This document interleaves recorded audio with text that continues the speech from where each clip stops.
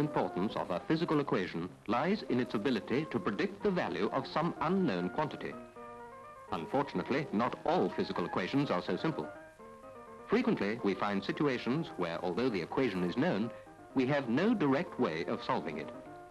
The finite element method is one technique for overcoming this problem.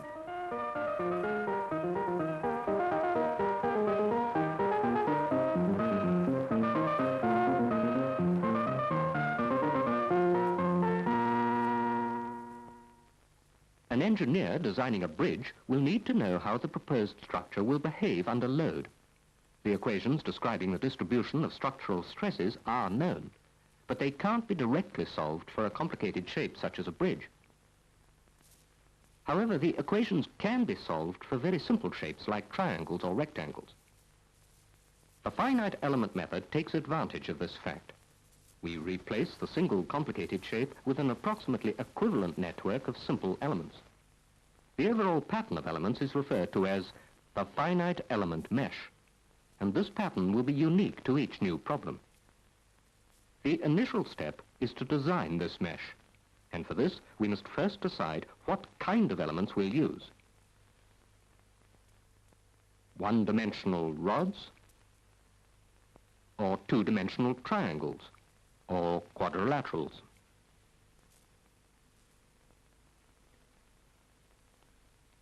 Or three-dimensional blocks, or a combination of different kinds of elements.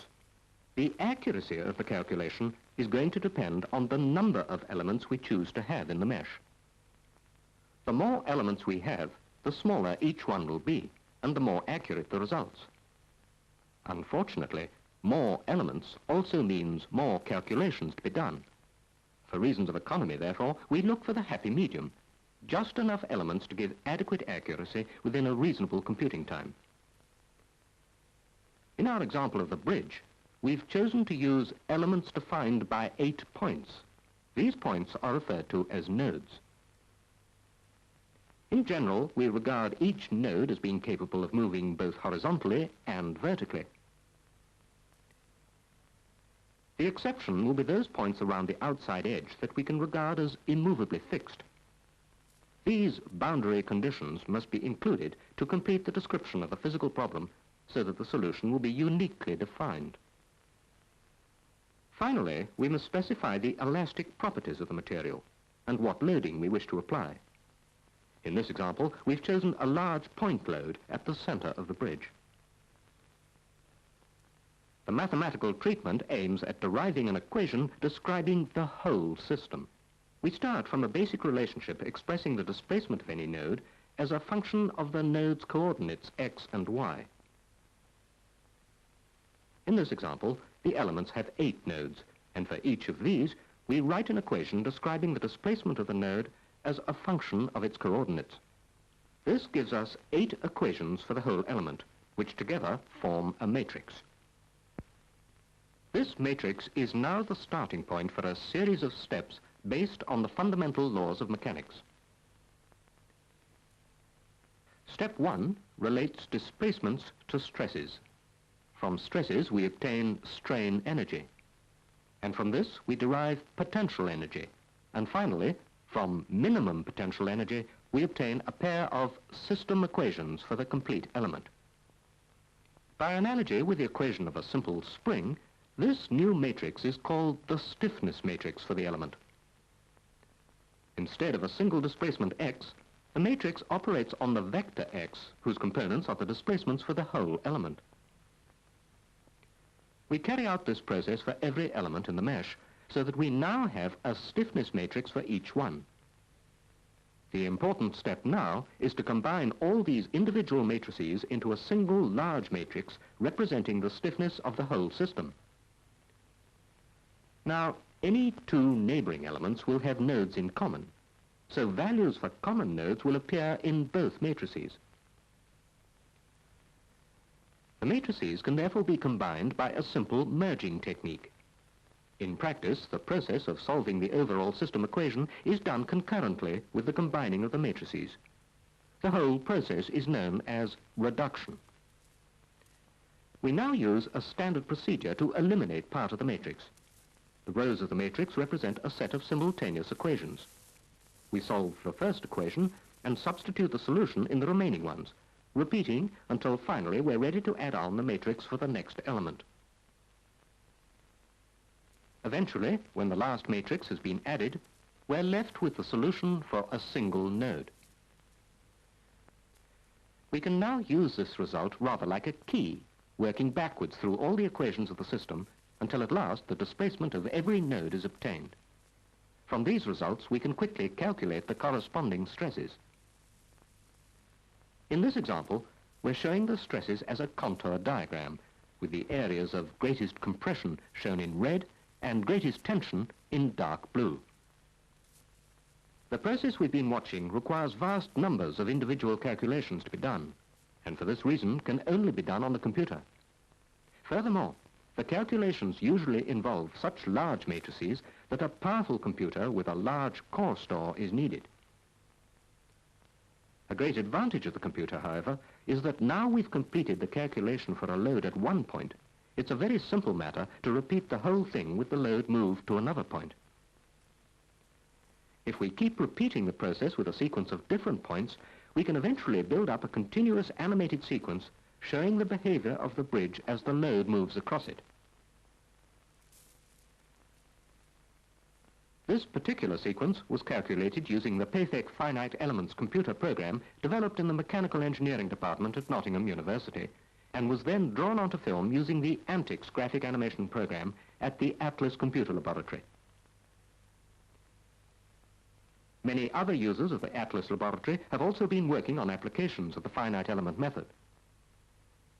The Civil Engineering Department at Southampton University is developing a computer program to study the behavior of fluids in motion.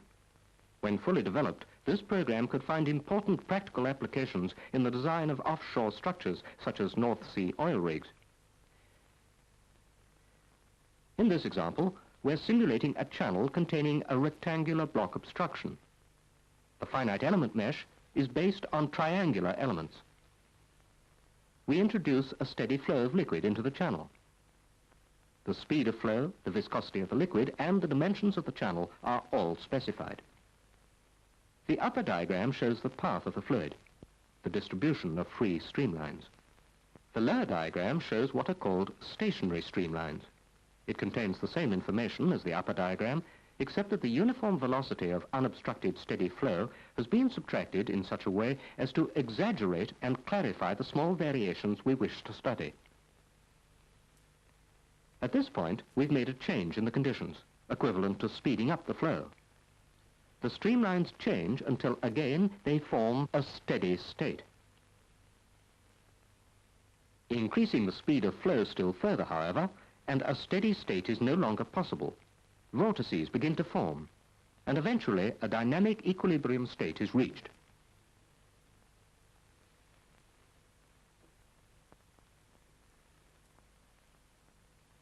Finally, one more example, also from Southampton. This program is designed to study the dispersion of pollutants deposited in tidal waters. The finite element mesh here corresponds to the eastern Solent extending to Portsmouth, and the thickness of the elements corresponds to the depth of the water. We also include the rise and fall of the tide and insert a specified outfall of pollutants. The computer program then shows us clearly whether the pollutants will be carried straight out to sea or whether tidal effects will cause dangerous concentrations to build up near the beaches. Once again, from this example we could now continue. The same program may be used for any other area of water and any specified discharge of pollutants. We can investigate varying the rate of discharge and timing it to fit in with the movement of the tide.